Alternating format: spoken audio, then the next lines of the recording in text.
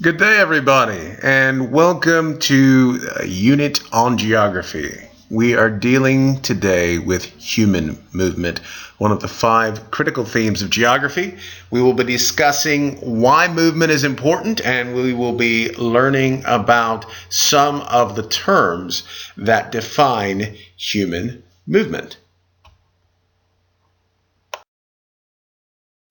Now, as we know, this is review, activating our prior knowledge. There are 5 essential themes in geography. We have place, region, movement, location, and human environmental interaction.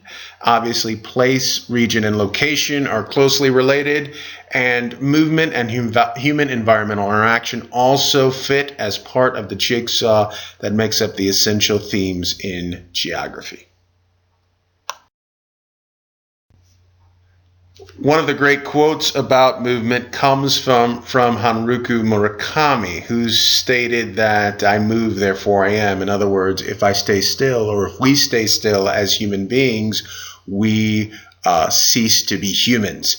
And that is indicative of our history.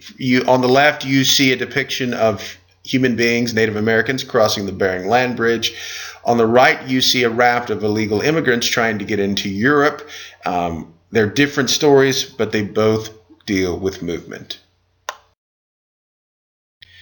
Now, cultural diffusion is defined as the transmission of elements or features from one culture to another, including ideas, innovation, and ideology.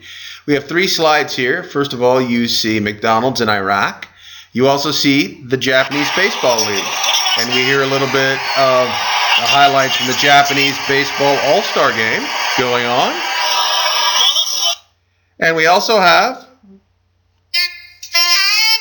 a little bit of jazz, which came from Africa and Europe. Now, it's very important that we understand a couple of, 3 terms actually. Migration versus immigration. Migration is defined in modern terms as to move from one region to another, like migrant workers going from field to field or state to state as they collect crops that are in season.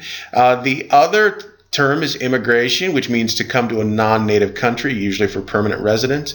And then we have push-pull factors, forces that cause people to either move away or move towards a region.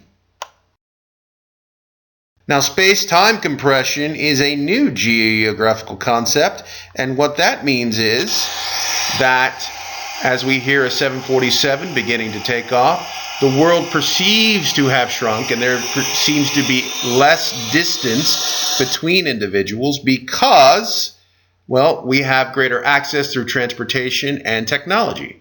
Now, many of you have probably never heard this sound before, but this is the sound of the internet.